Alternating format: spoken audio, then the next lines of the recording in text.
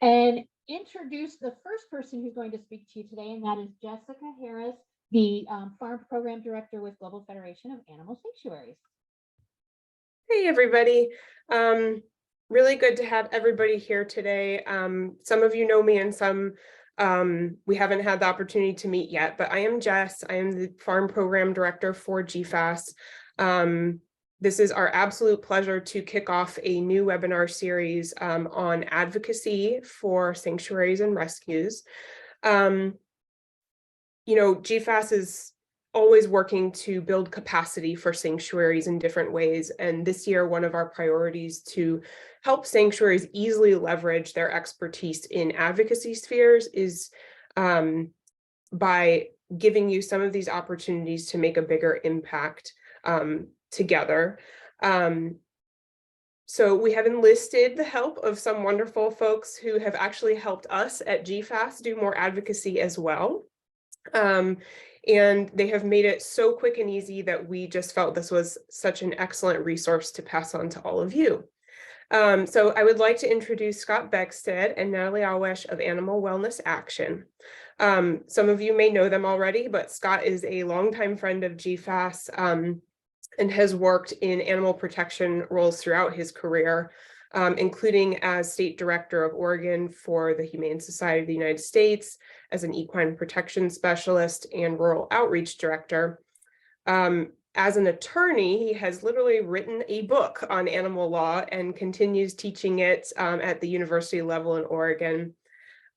He helps train law enforcement on investigating and handling large animal cruelty and abuse cases, which I'm sure so many of you have done yourselves. And he has a great deal of direct experience with starting and running an animal sanctuary. So he is just such an incredible resource for all of us. And Natalie has a background in legal studies and mathematics, but she has turned her talents to helping animals. She helped found Humane Action Pittsburgh, a grassroots organization that helps advance animal protection through education, policy, community action. She has helped pass dozens of animal protection laws, and now she is helping others do the same. And like I said, she has been a fantastic resource for us to help support those policies. Again, if anybody has questions or comments that pop up in your mind throughout the presentation, please just type them into the Q&A and we will leave time at the end to direct those to the speakers. Additionally, Natalie will be talking about direct ways that she can help your sanctuary get involved in supporting some of these policies. Type in your email address into that same Q&A chat for her to be able to reach you with those items. You can do that anytime during the webinar. So without further ado, I am going to pass this off to Scott and let him tell us all about what's going on for horses in the US. Well, thank you so much, Jessica, and hello, everyone. As she said, my name is Scott Beckstead. I'm the Director of Campaigns for Animal Wellness Action, and I'm excited to be speaking with you today. Can I go ahead, Jessica, and share my screen? Is that okay? You sure can.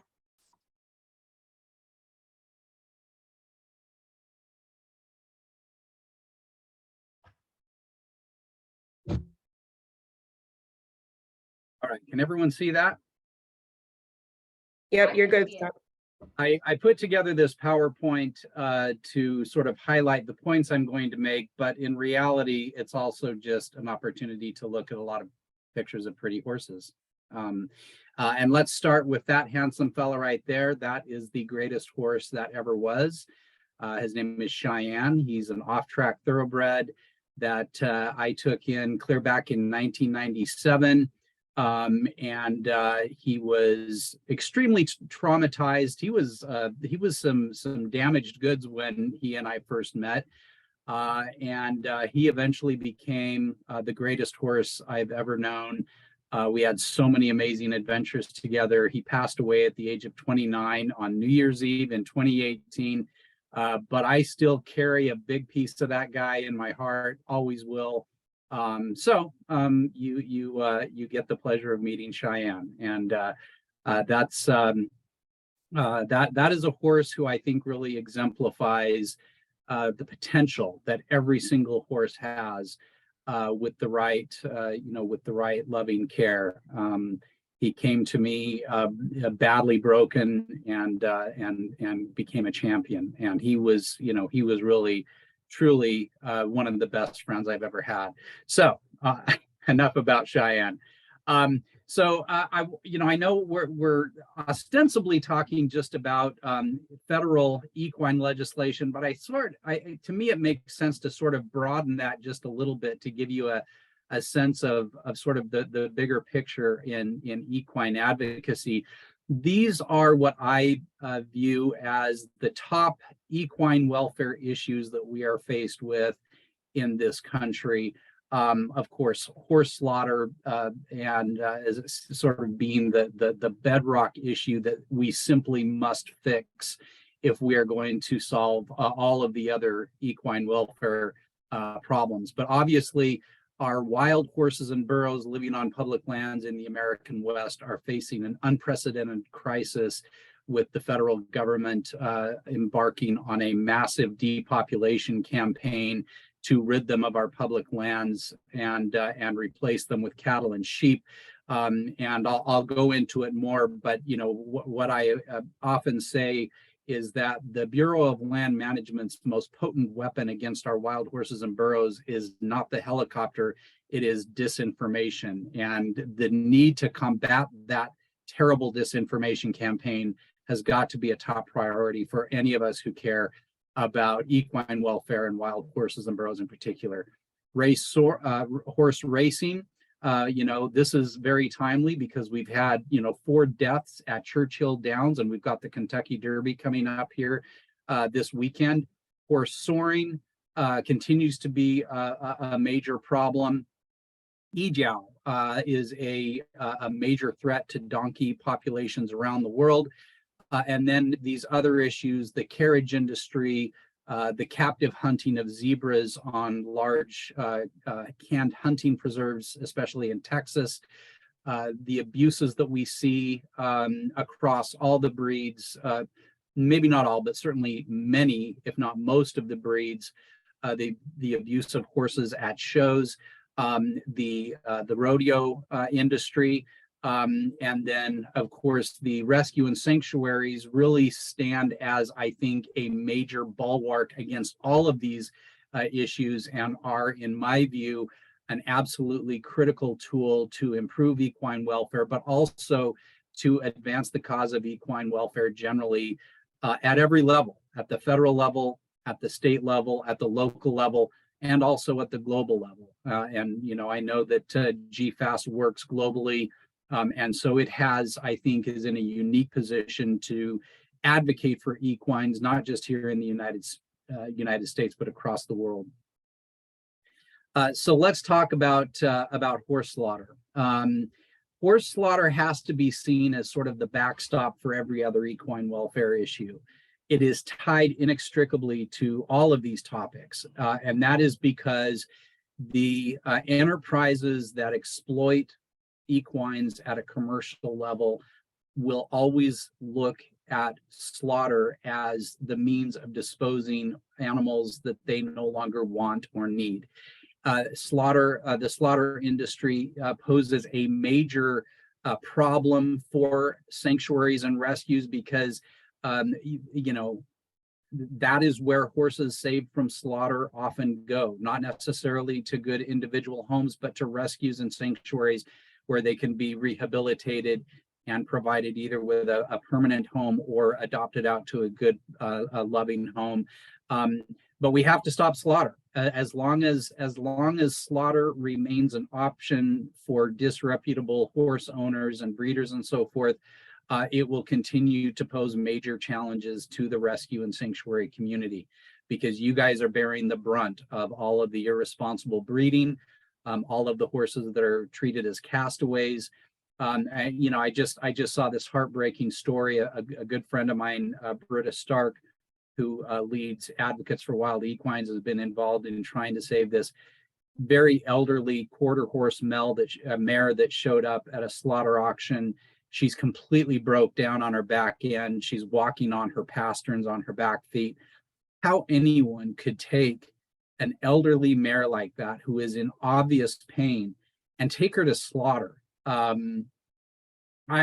can't even wrap my head around it. But on the other side of that, there are some amazing people across the country who look for situations like that, who were watching for that mare. And now we find that a rescue has agreed to take her. She's going to be evaluated by a veterinarian. She might very well be euthanized, and maybe she should be, just because of her terrible condition and obvious discomfort. But no matter what, she's going to spend her final time on earth surrounded by human kindness. And but it just, that's just one horse, and there are so many stories like that I know all of us see all day, every day in our social media feed. So many horses at risk of going to slaughter. And so we have to find a way to finally bring an end to this, to the horse slaughter industry. Let me give you a little bit of a big picture of the horse slaughter situation in the United States. In the mid-1990s, about 350,000 American equines were being slaughtered for human consumption, both at 3 horse slaughter plants here in the United States, as well as slaughter plants in Canada and Mexico. There has been a dramatic decline in the number of equines being exported, so that in 2022, roughly 20,000 horses were exported to Canada and Mexico for slaughter. So this, the number continues to go down. And it's obviously that's a wonderful thing, but 20,000 horses being exported for slaughter is still 20,000 horses too many. And so, what are the reasons for the decline? A lot of it has to do with declining global demand for horse meat. A lot of the countries that consume horse meat are producing more of their own horses for that. There is also, I think, due to the economic downturn that happened around 2008, 2009, a lot of people stopped breeding, and so there's been a decrease in breeding. So, I mean, all of these forces combined, we are seeing slightly higher numbers so far this year in horses being exported. I attribute a lot of that to the high price of hay, the high price of fuel. It's just costs a lot more for people to take care of their horses. And unfortunately, we still see some owners continuing to use the slaughter pipeline as a means of getting rid of horses they no longer want. Who are the top opponents to a ban on horse slaughter? Well, it's basically big ag. The American Farm Bureau, groups like the National Cattlemen's Beef Association. The veterinarian community has long been an opponent of a ban on horse slaughter. Although that has changed just recently, the American Veterinary Medical Association, in a journal that was in the Journal of American Veterinary Research, came out and said that due to the lack of traceability and the lack of any system by which an individual horse can be traced throughout its lifetime up to the point of slaughter, that makes the meat of American horses a threat to human consumers, because we don't raise horses to be food in this country. We raise them to be companions. We raise them to be partners in recreation and sport and work, or they are running free out on our public lands. But in any event, we don't know their history, and there's no way to know the history of a horse that is presented for slaughter in Canada and Mexico up until the point that it was purchased by a kill buyer. And so due to that lack of traceability or any sort of regulatory infrastructure to guarantee the food safety component, the American Veterinary Medical Association has essentially changed its position and is now calling for a ban on horse slaughter. So now that leaves the American Association of Equine Practitioners as sort of the outlier. It continues to be a voice in support of horse slaughter. I have been to AAEP conferences, and there's two very different demographics in that equine veterinarian world. And I would say that the younger upcoming veterinarians are far more likely to, if not outright oppose horse slaughter, at least want to see an end put to it and an end to the conditions that lead to it. And then the other demographic is sort of this aging, almost entirely male population of horse doctors who continue to care primarily for the client and not the patient. And they are the ones who are the loudest in supporting horse slaughter. There are also some native tribes that are very much in support of slaughter. They have large populations of free roaming horses on their reservations, and rather than engaging in fertility control or using other methods to manage those animals humanely, they rely on the slaughter market. And two of those tribes are here in the Pacific Northwest, the Yakima and the Warm Springs. I've spoken with both of those tribes, and thus far they have shown very little interest in adopting an approach that doesn't rely on slaughter as a means of controlling the populations of animals on their reservations. Breed groups, especially the American Quarter Horse Association, I think we all know that the USDA estimates that roughly 70% of American horses being exported for slaughter are quarter horses. The American Quarter Horse Association has been a very loud voice in support of horse slaughter. There is a great contingent of AQHA members that are opposed to slaughter and that have consistently tried to make their voices heard, but so far the leadership of AQHA is closely aligned with the position of Big Ag, especially the beef industry in pushing for slaughter as a means of dealing with animals that are no longer useful or no longer needed. There's another group here that I would probably mention, and that is the Amish. The Amish are a primary source of slaughter horses, especially in the eastern United States. Like the native tribes, they don't like being told what they can and can't do with their animals.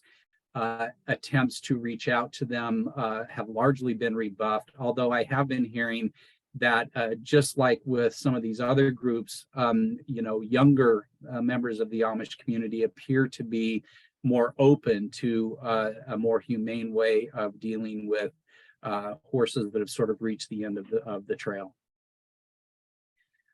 We do need a new strategy to stop horse slaughter. The SAFE Act, which has been the legislation that's been brought in past Congresses, has largely failed. And a lot of that has to do with the fact that it is simply too cumbersome and too complicated for members of Congress to really get behind. And so we at Animal Wellness Action have assembled an amazing coalition of groups and leaders and individuals who are committed to finally getting a bill across the finish line in this Congress. Our strategy is to take the Dog and Cat Meat Trade Prohibition Act, which was passed back in 2018, and bans the slaughter of dogs and cats and the sale and export and transport of their meat for human consumption, and simply add the word and equines, so that equines would be added to that language. And then there is an additional provision that would require the USDA to establish a stringent enforcement structure to guarantee that no horses are being exported across the border for slaughter. And then, so once we get this freestanding bill introduced, it would be submitted as an amendment to the Farm Bill. We are in a Farm Bill year. The Farm Bill is a must-pass piece of legislation that is brought before Congress every 5 years, and Congress has to pass a Farm Bill. And so a lot of animal protection legislation gets passed as an amendment to a larger piece of must-pass legislation. We did it very successfully in the last Congress at the end of last year with a number of animal protection bills that we got signed into law because they were part of the large congressional spending appropriations bill, and another piece of must-pass legislation worth, probably well over $1 trillion. And, those large pieces of legislation can be viewed as vehicles for passing important animal protection measures as well. So that is our strategy. And again, we've got a great coalition assembled from across the country to help us with this. That includes groups like the Jockey Club, Advocates for Wild Equines, the Canna Foundation, and so many more. We have some great bipartisan sponsors in the Senate. We have Republican Lindsey Graham and Democrat Menendez. And in the House, we've got Democrat Jan Schakowsky and Republican Vern Buchanan. All of these lawmakers are very passionate about protecting horses. And, it really shows to me that protecting animals is a nonpartisan issue. And one thing I'm very proud of at AWA is that we have so many great Republican friends, and we really cultivate good relationships on both sides of the aisle. Because if you care about animals, you care about animals, and it doesn't matter what party you're in. Anyway, we think that this is a viable strategy for finally getting slaughter banned. We don't yet have a bill name or number because the language is still being worked on by the Office of Legislative Counsel. But once that gets launched, then of course we are going to look to the sanctuary and rescue community to come out in a big way and reach out to supporters and members and donors and so forth, and ask them to support this measure. So let's move on now to wild horse and burro management. This is a major issue, and this is a topic that I could literally go on for the next 5 days and never shut up, because this is probably the equine welfare issue I spend most of my time on. And so I know this issue at a granular level. I know it at a level that, in some ways keeps me up at night. But our wild horses and burros, which are supposed to be protected by the Wild Free Roaming Horses and Burros Act of 1971, are under an unprecedented assault by the very federal agency that was mandated by that law to provide them with humane management.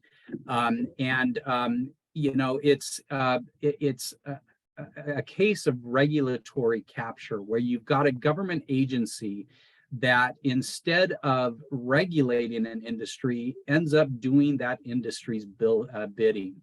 And the livestock industry does not want cattle and sheep having to compete with wild horses and burros for forage. And so what we find is that even on designated wild horse and burro herd management areas, livestock are allocated up to 80% of the forage on those designated HMAs. The BLM is supposed to be managing those HMAs principally for wild horse and burro habitat, but it is not doing that. It is managing them primarily for livestock forage. And then when there is overgrazing, which there inevitably is, especially given that on those HMAs, the cattle and sheep outnumber the wild horses by as much as 30-1. Whenever there is overgrazing, the BLM blames the horse and conducts these inhumane helicopter roundups to get rid of these horses. And just a little side note, every Wednesday, I do a little 2 to 3 minute video called Wild Horse Wednesday. That's Wednesday, not Wednesday, Wednesday, because Wild Horse Wednesday was already taken. So find me on TikTok, find me on Instagram, find me on Facebook. Every Wednesday, I give just a little snippet. And this HMA topic is what I covered in my video yesterday. The fact that we've got all of these, that the BLM established 329 herd management areas after the bill was passed in 71. And since that time, the BLM has zeroed out roughly half of those HMAs, meaning they have removed every last wild equine on those designated wild horse or burro herd management areas to make room for cattle and sheep. And the BLM is on this same trajectory to continue doing that. It has herd management areas that are targeted for complete removals, including some right here in Oregon where I live. And it's doing it at the behest of the beef industry. And so, it's a national government, it's a federal government problem. It's going to take a federal government solution. So I'll talk a little bit more about the path forward and how that is driving these roundups. But we worked on a bill called the ROAM Act, the Restore Our American Mustangs Act, in the last Congress. American Wild Horse Campaign, which is our nation's largest wild horse advocacy group, also brought forth a bill, and it's my hope that they will do so again, because it sort of addressed all of the top failures of the BLM's wild horse and burro program. But there is also a bill that will be brought forth, that was brought forth in the last Congress, and it will be brought forth in this one, and that is the Wild Horse and Burro Protection Act, that bans the use of helicopters to manage wild horses and burros, and requires a General Accounting Office study on humane alternatives to helicopters or aircraft in managing wild equid populations. Also, the Veterans for Mustangs Act. This is a bill that is very popular with members of both parties, and it would enlist retired service members and combat veterans to help the BLM administer fertility control on wild horse herds whose populations need to be managed or controlled. These are sort of what I believe are the top issues that need to be addressed. First, we've got to get rid of these helicopter roundups. They are, obviously terribly inhumane. The helicopters, they chase these horses for miles. Horses break their legs, they break their necks when they run into the trap pens. Little foals are left behind and orphaned. And by the way, another little side note, I was involved in a movie, documentary film that is going to be released on May 12th, and it's called Wild Beauty, Mustang Spirit of the West, a documentary by Ashley Ahwesh. She's the director of Disney's Black Beauty, and she does amazing images and video of these wild horses living on their homes on public lands. But it also shows the reality of the helicopter roundups. And it exposes not just the obvious animal abuse that occurs during these roundups, but it also exposes the corruption, because these roundups are not about an overpopulation of wild horses. They are not about protecting the horses from starvation, and they are not about protecting the land from overgrazing.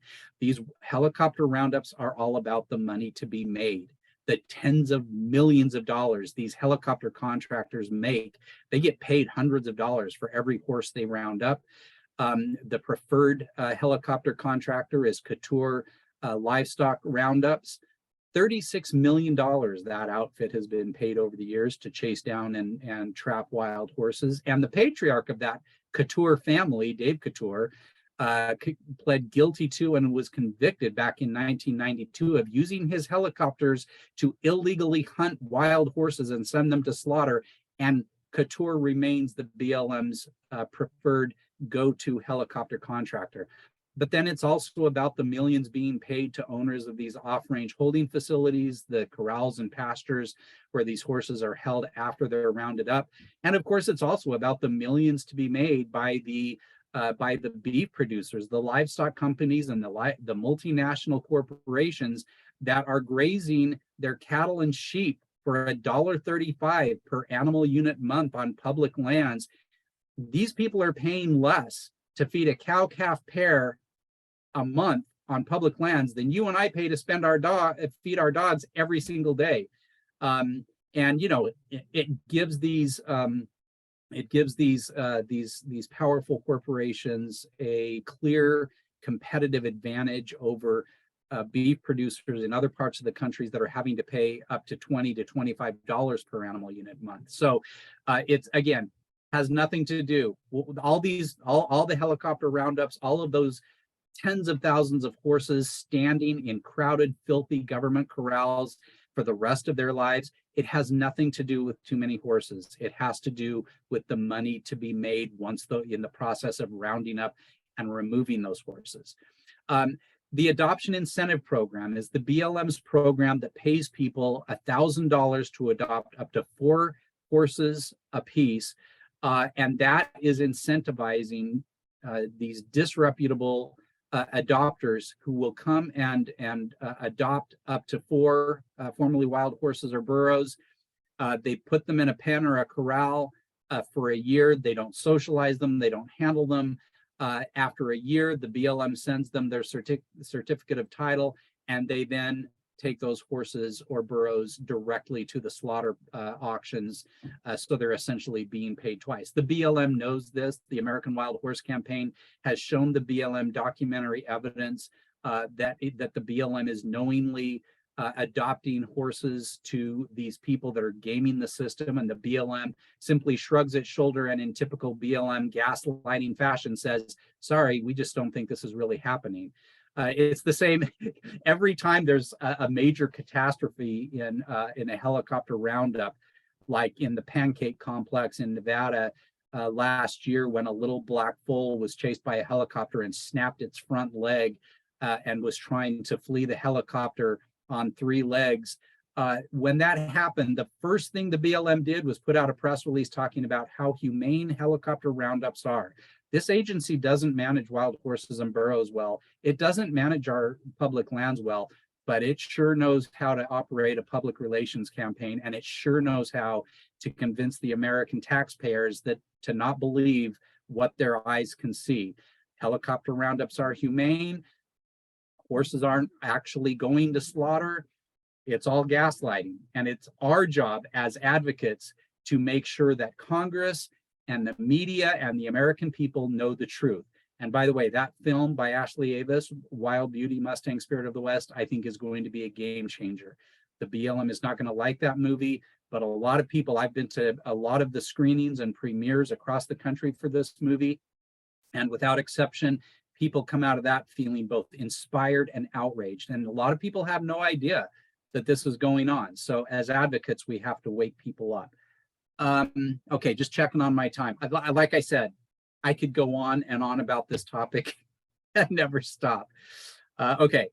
So what is the path forward? The path forward is an agreement that was struck essentially between the national humane groups, the Humane Society of the United States and the ASPCA, with the beef industry and big ag. And the deal was this: in exchange for tens of thousands of wild horses being rounded up and removed by helicopter, the national humane groups got the promise that none of those animals would go to slaughter. And so that's why we see, and I worked for the Humane Society of the US for 12 years. When the path forward was rolled out, I immediately objected and pushed back very hard, and not too long after that was shown my walking papers. Everything that I predicted that would happen, all of the terrible consequences of this disastrous deal have come true. And all of the promises that were made, oh, well, these horses, these helicopter roundups will be targeted, there will be emphasis on fertility control. None of these horses will go to slaughter. All of the horses are going to go to these big, spacious, grassy pastures, and family bands will be kept together. None of it. None of those promises have been kept. And so that's why we see all of the groups. This is that image that you see there with that list of organizations. That is the title page to the Path Forward document. And all of the groups on that list go to Congress every year and lobby for helicopter roundups and mass incarcerations. And all of the groups, the wild horse groups that were locked out of that conversation, are the ones scrambling to try and deal with the catastrophe that the path forward has created. The emphasis is on mass removals. not on, humane on the range management. And that is really this path forward. This deal that was struck is really what gives the BLM the political cover to continue these mass roundups, and it makes it really easy for a busy member of Congress who's got 1,000 issues to deal with to say, well, gosh, I've got HSUS lobbying for more roundups and the beef industry. Well, if the Humane Society and the beef industry agree, this must be a good deal. And so we are facing a catastrophe, and the BLM is clearly driving our wild horse and burro herds to extinction. That is clearly their goal. And the small vulnerable herds like McCullough Peaks in Wyoming, the Pokegama herd here in Oregon, and so many others, they're being targeted for eventual extinction. It's obvious that that's what's happening. And at times it feels like a runaway freight train. And so people like me and you have to get out there and inform our members of Congress. But again, I work on this issue and I talk about it all day, every day. So if you want to get involved, one of the best ways you can do that is to follow me on social media. And I put all sorts of educational content out and just as much material as I can to give advocates the tools they need to work with their members of Congress to make sure that they're getting the correct information about what's going on, as well as, when you see bad reporting by journalists that just spit out these press releases by the BLM that talk about nonsensical things like an overpopulation of wild horses, you can reach out to those reporters and get truthful reporting on this. Okay, so horse racing. Now, this is pretty timely, right? Because we've had these terrible catastrophic breakdowns at Churchill Downs. AWA is calling for the horse that is owned by the trainer who had 2 of those horses break down. He's got a horse registered to run in the Kentucky Derby this weekend, and we are calling on Churchill Downs to suspend him and not let that horse race, because clearly something is going on with that guy's horses. And, I don't know.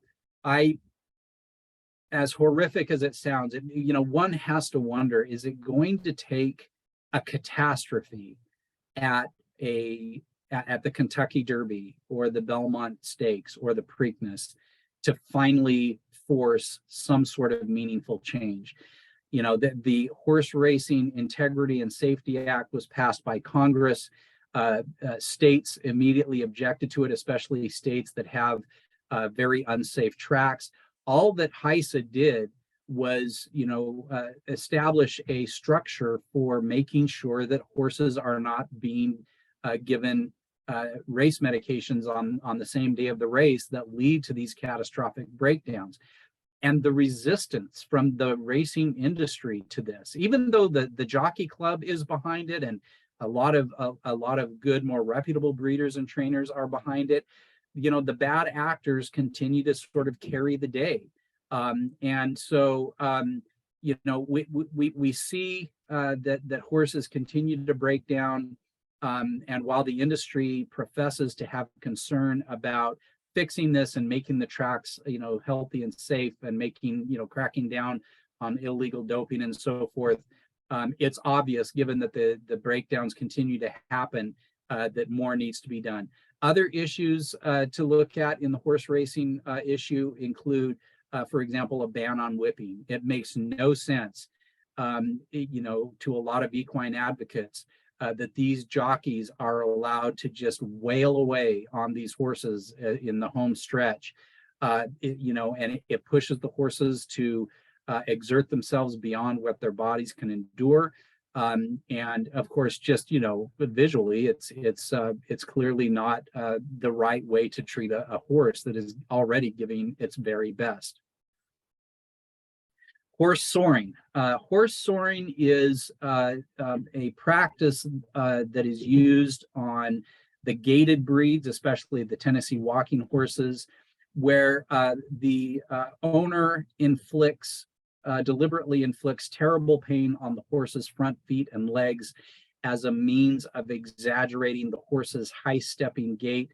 and the more pain the horse is in, the higher it lifts its feet, and the more likely it is that the trainer or the owner will be awarded a blue ribbon. Now, this is another situation where there is a federal law on the books to ban this, but the problem is that law leaves it to the industry to regulate itself. And so what you see is the enforcers of this law have themselves been suspended or disqualified for soaring. It's an industry clearly that is incapable of policing itself. And so for many years, a piece of federal legislation called the Prevent All Soaring Tactics Act has been introduced. It has consistently failed. Kentucky Senator Mitch McConnell has vowed that as long as he is in the Senate, a soaring bill will never get passed. But AWA, my former colleague Marty Irby, and my boss Wayne Pacelli worked a compromise deal that the Tennessee Walking Horse Association could actually live with. It bans soaring, it bans the intentional infliction of pain, it bans the action devices like those chains that you see down around the fetlocks that cause the horse so much pain. All that it allowed was a reduced pad at the bottom of the, nailed to the shoe at the bottom of the hoof, and that would not cause any pain. But it would also ban tail sets, the tail braces, where the tail is actually broken, and it sets the tail so that the horse holds it at an unnatural angle. It bans that. Again, the Tennessee walking horse industry the show industry was on board with this. It was a great compromise. It looked like it had a momentum to get passed, but some of the humane groups, whose names I won't mention, didn't like that, didn't like the fact that it still allowed the pads. And so basically, they essentially sabotaged that compromise deal. The PAST Act will probably never get passed in its current form. A compromise has a better chance, but it's an uphill battle.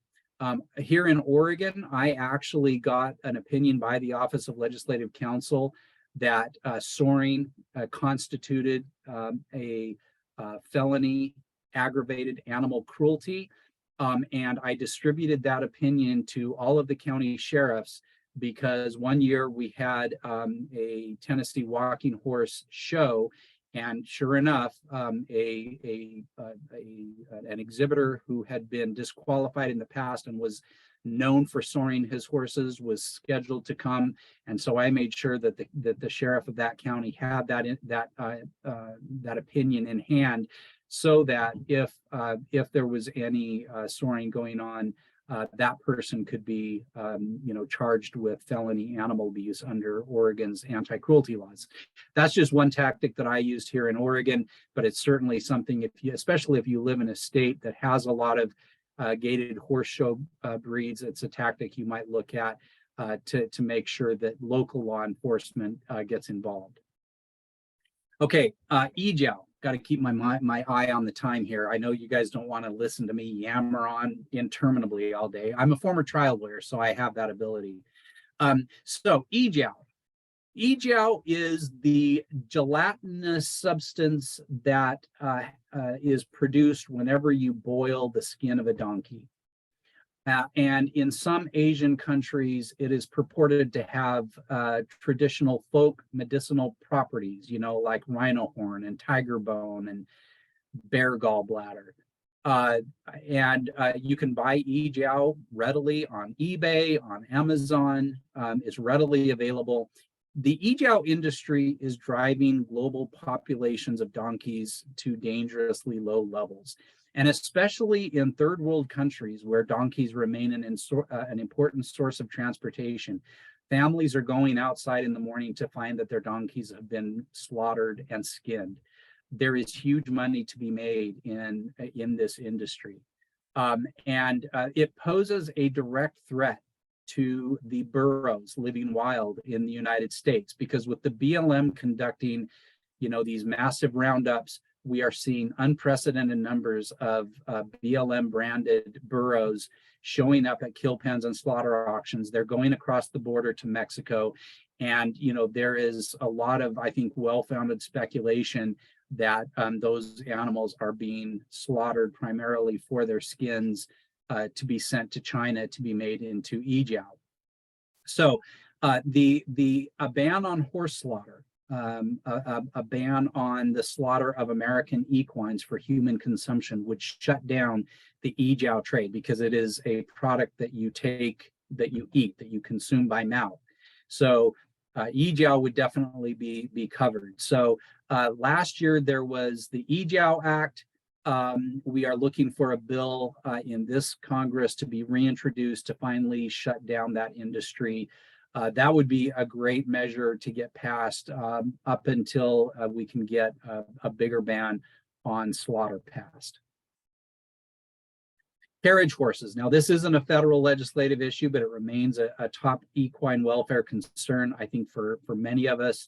Last year we saw that terrible story of the horse named Ryder, who broke down in the middle of summer in Hell's Kitchen on the streets of New York City. He was terribly underweight. He was obviously in no shape to be pulling a carriage around New York City. The owner lied about his age. He was actually much older than the age that was stated. And it's terrible that these awful breakdowns and wrecks and accidents and crashes, that they have to happen over and over to sort of keep the awareness going. But we are working very hard on legislation in some of the top cities that have carriage horse industries. And this is a local effort. This is not something that will be addressed with federal legislation. This is something that every city is going to have to do on its own. It was one of the first things that happened when I became the Oregon State Director at HSUS was a horse collapsed and died on a hot summer day in Portland. And I immediately got to work with advocates from around the state of Oregon, and we got the city of Portland to enact regulations that were so strict and onerous that the companies that had carriage horses on the streets basically said, we're done. And that put an end to the Portland carriage horse industry. But so it can be done. Other cities have done it, like Salt Lake City and many others. But if you are interested in a campaign in your city to shut down the carriage industry, get in touch with us, myself or Natalie. We'd love to help. So these are some of just some of the broader considerations that I think we need to look at. By the way, that handsome fellow there, his name is Meteor. He's a stallion that lives on Sandwash Basin in northwestern Colorado. He was captured during a 2021 roundup, but then he was released back out onto the range. And the BLM is already announcing another roundup of that same herd. So, it's one of the most iconic and beloved of all the wild horse herds. And tens of thousands of people write in to say, please don't do this roundup. But you know what? One or two ranchers who grazes their cattle and sheep on public lands, on those designated wild horse habitats, that's who they listen to. They don't listen to the tens of thousands of taxpayers. They listen to those people that have money to make once those horses are all gone.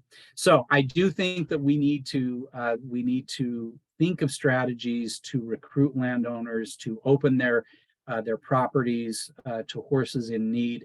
And that means we need to give more support for existing rescues and sanctuaries as well. We need to support efforts by rescues that are working to save horses from slaughter. There are programs around the country that are designed to help horse owners keep their horses. One of the first things that I did in 2009 after joining HSUS was I set up the Oregon Horse Welfare Council, which had stakeholders from around the state talking about how to help horses.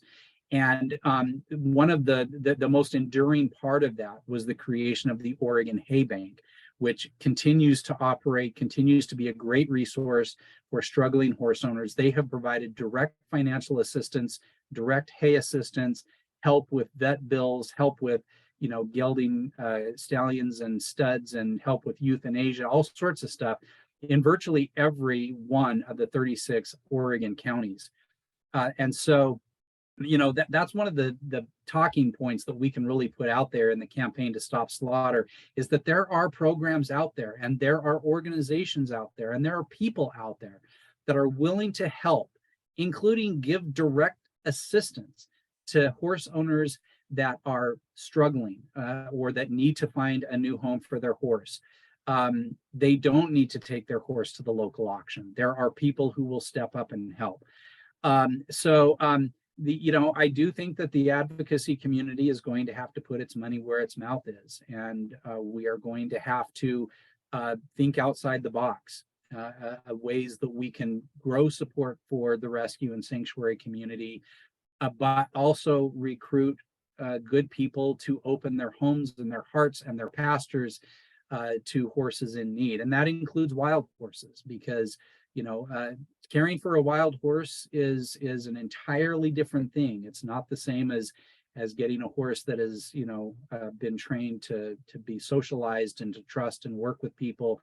Wild horses very often are a completely different reality, and so it takes a special skill set, as well as facilities that are probably a little bit more advanced than what you would consider for just a normal domesticated horse. Those are just some of the issues. But these are some of the other issues that I mentioned. Rodeo, in the grand scheme of things, the life of your average PRCA or NFR bucking horse, compared to the life of a racehorse, is probably not all that bad. My concern with the rodeo industry is with these non-sanctioned events like horse tripping or the wild horse races. Those are the events that that they're sort of outside of the sanctioned PBR or PRCA or NFR events, and so as a consequence, the animal welfare rules that would otherwise apply to rodeo events don't apply. And so that's where all of the terrible accidents and the injuries and deaths occur, is with these non-sanctioned events, and they're abusive. They are just fundamentally abusive.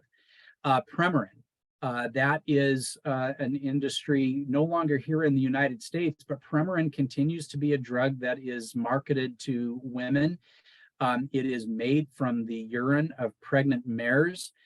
Most of the Canadian Premarin production has stopped, and now that pharmaceutical company does most of its Premarin production in Western China and Kazakhstan, because people eat horses there. And because you're reimpregnating these mares to collect their urine and extract the estrogen out of it, that creates a lot of foals. And something has to be done with those foals. In Western China and Kazakhstan, that's what they do with all those foals. They send them right to a feedlot to fatten them and slaughter them for their meat. So what can we do to stop that? Well, we can stop buying Premarin. And I've spoken with OBGYNs and women's health professionals who talk about the ready availability of synthetic and natural alternatives that do not cause the terrible side effects that Premarin often causes.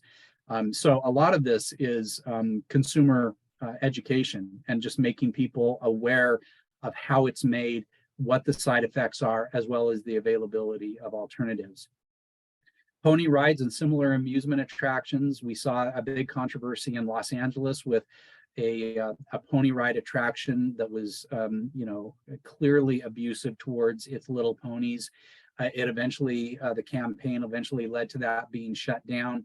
But then, the abuse of show horses. I mean, the abuse of Arabians to get them to stand in that very unnatural pose, or the abuse of quarter horses to make them look like, they're on, Xanax as they, stumble around the show arena. We should not be tolerating this. We should not be tolerating animal abuse for the sake of a blue ribbon.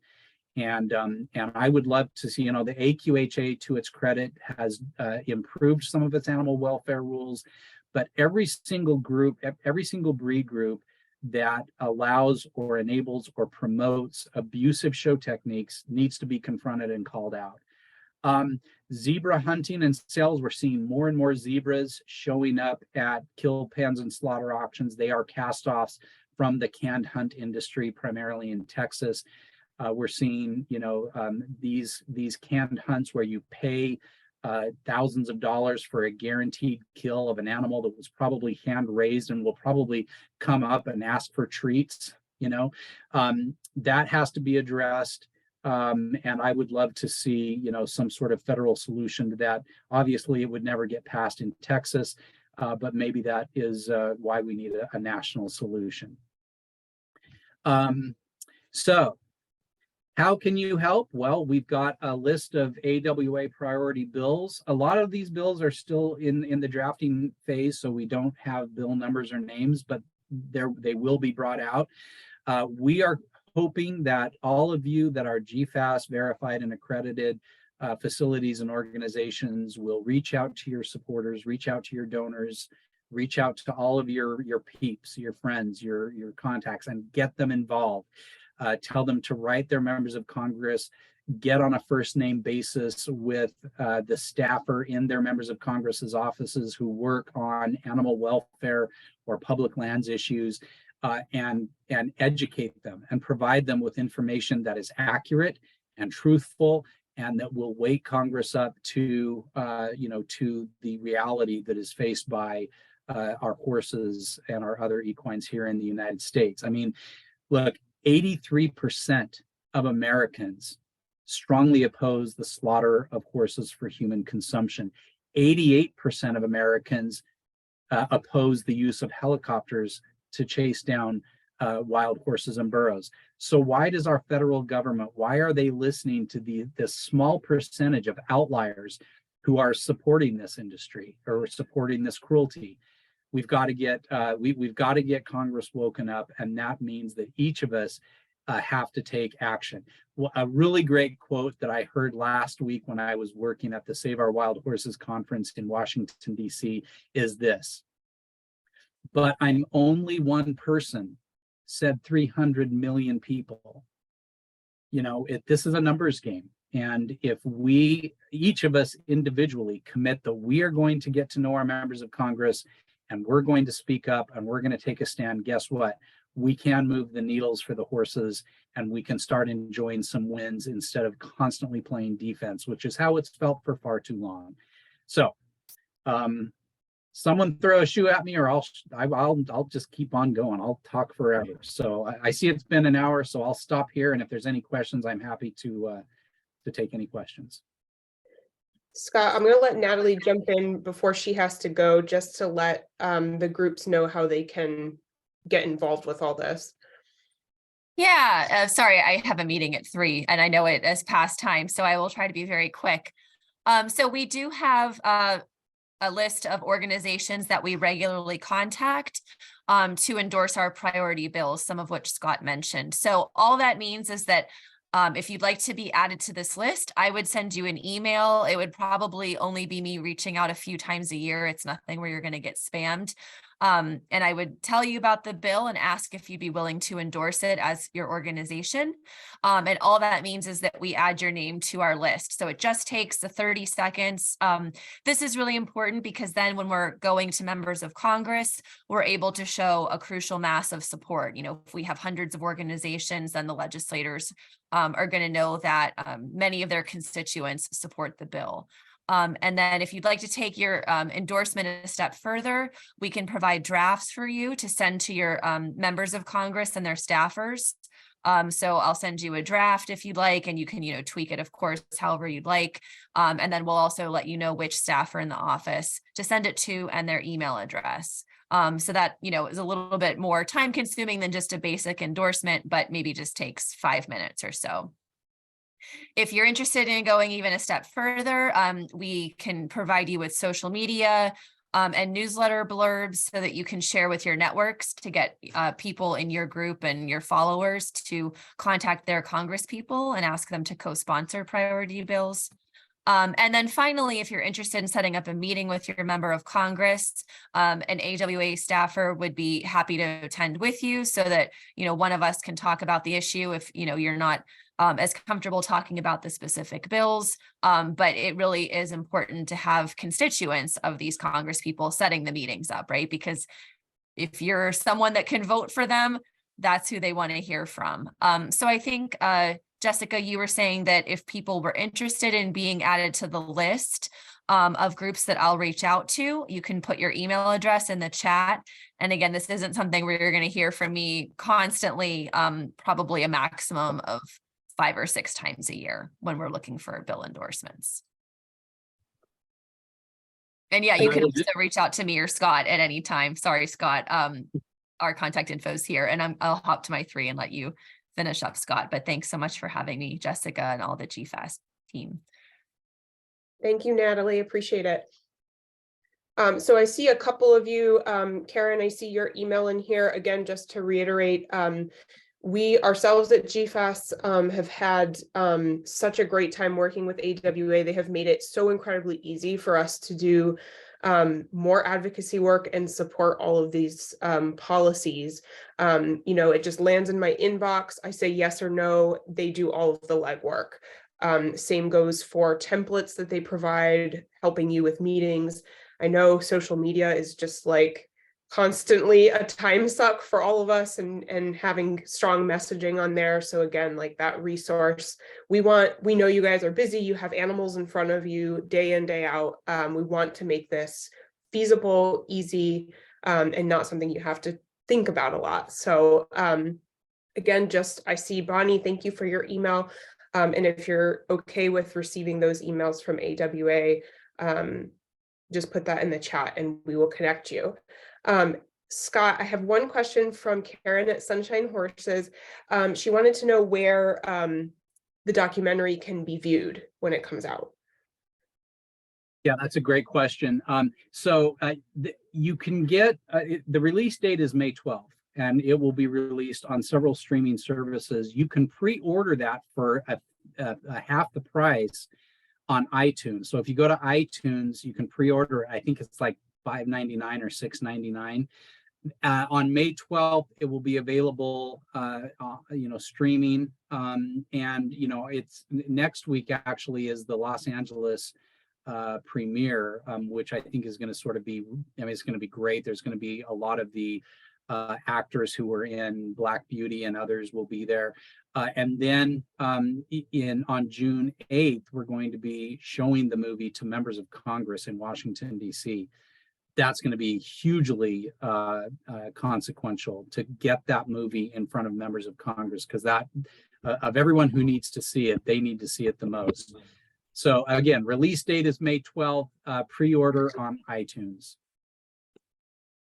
Thank you so much, Scott. Thank you all. I see your emails coming through. I'm super glad to pass them on. Do we have any other questions? It can be anything from, nuts and bolts of policies to the issues themselves, to hearing about Scott's. I love, Scott, that you have all these horses by name and you have stories about them. Those are always my favorite things. So I look, I've been a student of the wild horse since I was an itty bitty little kid. I've always just been fascinated with them, and I follow all the herds, and yeah, I do know all their names, and I regret nothing. I know, I think we can all relate. All right, if nobody has any other questions, Scott, feel free if you have any other remarks you want to make. Otherwise, we will wrap up. And again, the session is recorded, so if you guys have members of your teams who weren't able to make it today, this will be available. You'll be getting it in the GFAST newsletter, and it will probably be posted on our Facebook as well. So Scott, I'll let you say anything else and we'll wrap up. No, I'm so grateful. And as Jessica mentioned, you know, I have a long history with GFAS. I know what a great organization it is, and what incredible work it does, and how incredibly important it is, the work that you do. So keep up the great work, all of you. Keep up the great work, GFAS. Continue to be a force for good. And please consider me a resource, and consider me a friend and an ally. Anything I can do to help, I'm happy to do what I can. Thank you so much. That means a lot, Scott. Thank you everyone for attending today. Robin, I'll let you close out the tech, but again, we will send this on to you guys as a recording. So thank you. Thank you, Thanks, everybody. Have a good day.